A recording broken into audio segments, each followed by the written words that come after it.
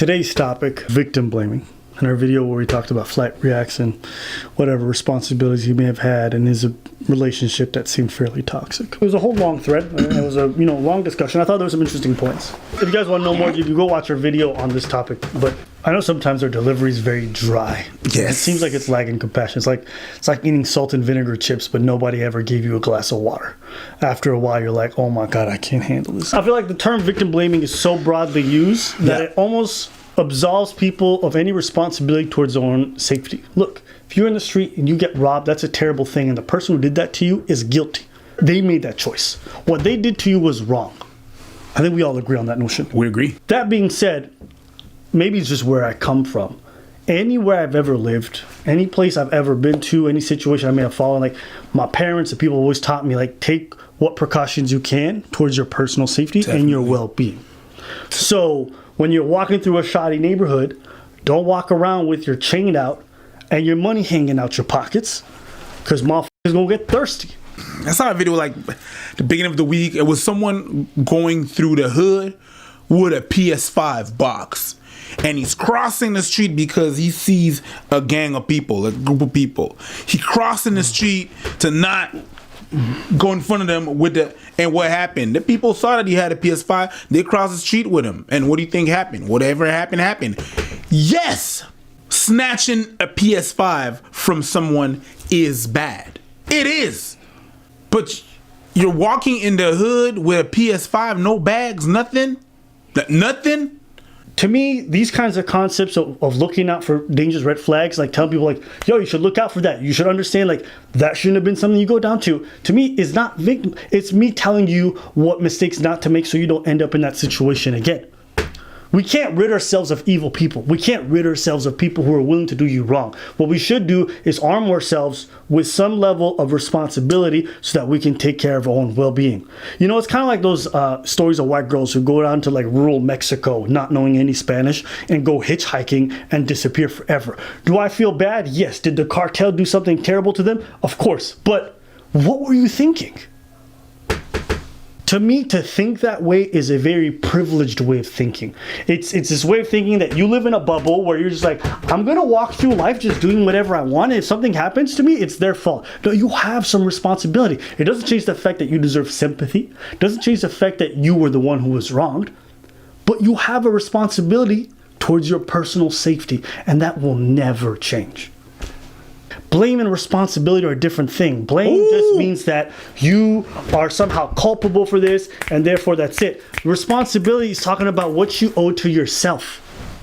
Can you say that again? Motherfuckers need to hear that.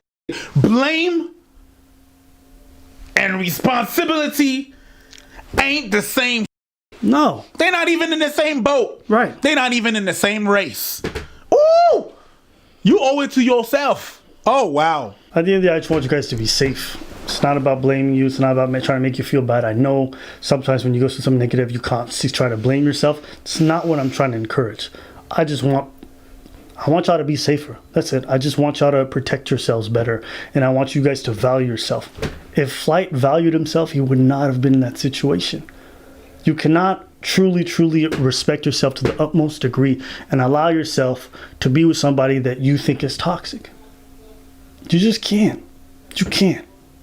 And so I don't want you guys to deal with that, and I don't want anyone else to. So if you see red flags, listen, look out, understand that they mean something. If someone does some egregious stuff like faking pregnancies or putting their hands on you and start beating you, understand that means something significant. Don't let them try to rope you back in. I understand it's difficult. I'm not saying it's not complicated, but you owe it to yourself to respect yourself, to be responsible. Listen, life comes with a sense of power, but it also comes with a sense of responsibilities. You don't get to walk through this world and say, I have all these rights and all this stuff. Well, that means you have responsibilities. That's just the way it works. I'm an adult. I got money. Great. I got responsibilities. I got taxes to pay, bills to pay, people to take care of. Comes with the territory. I can't abdicate that, no matter how much. No matter how much I try. And I also understand that not every situation is the same when it comes to these kinds of relationships. Sometimes a child is held hostage. Sometimes you're being beaten, and it's a completely different ballgame. Definitely. But we were responding to that situation specifically. Now, you guys can say, well, you know, all the situations, you guys, they're not comparable. Flight himself says, I saw a bunch of red flags, but I chose to ignore him. The crazy thing is that I've seen certain red flags like this before she was even pregnant, but I would ignore them. You know what I'm saying? It's just my stubbornness sometimes. You were cognizant of this person. To me, that's like when you're driving on a road and there's a sign that says, hey man, it's dangerous up ahead. There may be wolves. And then you keep driving. There's another sign that says, hey man, wolves just ate somebody here an hour ago. Then you keep driving and there's another sign that says, there's wolves here right now. If you keep driving, at some point you have to understand, you saw the signs, but you decided to not be ace of base.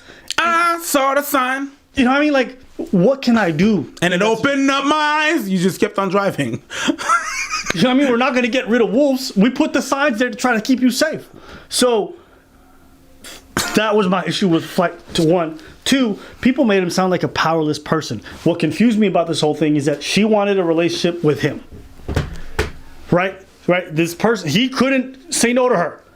But apparently when it came to being committed in a relationship, he was able to think, I want to keep it casual. I want to see other women. I never like try to lead her on like I wanted her to be my girl. I've always told her like I'm not ready for a relationship. And she understood it. It got cool. So to me, I'm confused. How can you be a powerless person with no agency, but you have enough agency to not give the person who's meeting you the thing that they want the most? To me, what it just strikes me as is Flight has no penal or discipline. This girl has literally lied to me about being pregnant 2 times, bro. A girl says she fakes a pregnancy, and you keep busting in her Thrice! and you keep busting in her raw. Like, how are you still the victim in all this? Thrice! Am I confused? I am. What do we preach on this channel? Yo, being accountable for yourself. So in what situation is it good for us to not make him realize that he's making decisions, cognizant, like aware, that are very bad for him on bad impulses? You guys think you're doing him a service by being like, oh my God, no, you're the victim. No, what you're doing is you're enabling his bad habits to make him refall in those situations again. To the person who wrote the thread or anything, anybody that thought that way, I understand why you would say that. But then if we are victim blaming and we don't take accountability for why do you lock your doors? Why do you lock your doors? Because the person that's robbing you is just bad. You shouldn't lock your door. Locking your doors would actually insinuate that you're doing something bad. If I'm a father and I have a daughter, yes, I wish I could tell my daughter, you should be able to walk anywhere you want and no one should harm you. You could walk in the street naked and nothing should happen to you. They don't have the right to do anything to you. I could say that. But to me, I don't know. Maybe I'm victim blaming here, but to me, my job as a parent is my daughter to come back home safe.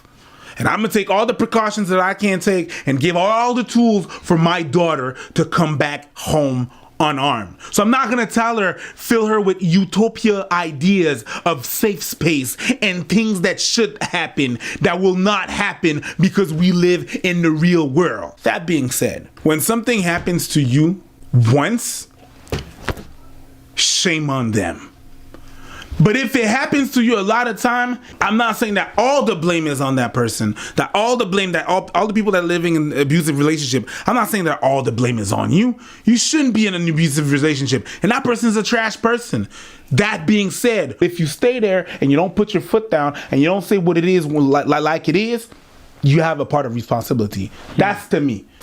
So to me, I get that people want to try to be compassionate, but there is a point where compassion makes people so soft that they just become sheep ready to be devoured by wolves. And I don't think that's how we want to grow people. Doormats. We can approach people with compassion while also trying to teach them important lessons. You become a doormat that everybody wipe their feet on and before they step inside. You never get to go in the house, but everybody that's going to go in the house going to wipe their feet on you. What?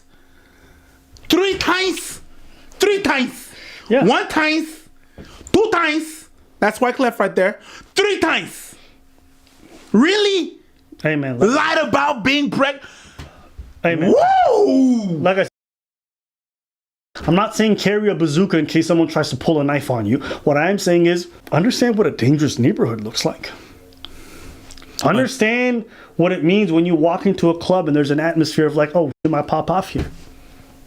Understand what it means when you're with a woman and she's showing you potential signs that, oh, I may be controlling and I may be trying to trap you. Understand what it means when you're with a dude who may be just trying to use you for whatever gains that he wants. If you're not willing to take those precautions to protect yourself, then you will always be a victim. There's no amount of stuff that me, Preach, or anybody else in the world can do to stop people like that from existing. But what you can do for yourself that will protect you is to arm yourself with a bit of self-awareness, a little bit of perception, right? To be able to read danger before it ever comes, right? Because the best defense is prevention. Isn't that the truth? Absolutely. Right? Like, people don't recommend, like, listen, even when you're in the bedroom, they don't say, hey man, buy plenty of Plan Bs. Hey man, get ready at your abortion clinic. No, what do they say is what? Wear a condom. Right? Prevention is the best front line of defense. And so I just want people to be safe. Even me. That's all I can. It's a survival thing. I don't know how you were raised. I don't know how a lot of other people were raised. But where I'm come from, if you don't arm yourself with responsibility for your own personal safety, if you run into situations that could have easily been prevented had you had just a tad bit of foresight, then people feel less sympathy for you, and it's not surprising. These are things that you need to do for your own survival. They're too busy surviving themselves. Could you imagine if I ran off into the jungle and got my leg bit off by a lion? People would be like, oh my God. They'd be like, what are you doing? It's like that dude that went on an island off of India that people told him not to go there and he wanted to convert them, and he got greeted by arrows. Now he dead. Can I feel bad? Can we? I don't know, bro. After the warning, the red flags, the no, don't do it, you decided to go? Yeah. Listen, the last thing I want to say is this. It's a message to my mom. Mama, thank you. Because you remember when I was a kid and I was running and you told me not to run, and I was running and I bumped my head and you didn't come running and hugging. You was like, there, you bumped your head, and I told you what I tell you, and then you sent me to my room. Thank you. That was accountability at its best. Because you didn't hug and kiss me, I didn't listen to the warnings and the red flags that you gave me. So I ran, I bumped my head. Now, hold myself accountable. Thanks, Mom. That's just my topic on victim blaming. I hope you guys understand that I'm not trying to do that. And if it still comes across that way, I'd love to hear the feedback, but it's not what I'm trying to get at. And yeah, that was pretty much all I had. So let us know what you guys think in the comments below. Ou pa wè, kou mè la jolou pété, ou pa wè, sa mte futzou,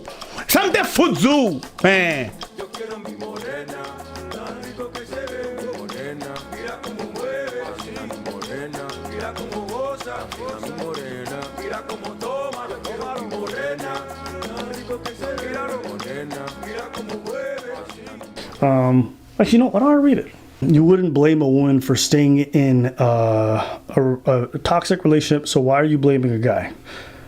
Toxic partners are manipulative. It's how they do bad things. The cycle of, the word that we can't say, boosie, goes between boost, affection, gaslighting, put downs, back to boost. They boost, and then they become affectionate, loving, and caring to bring you back in. Every time I say boost, I think of caboose. What was the word you trying to... Abuse.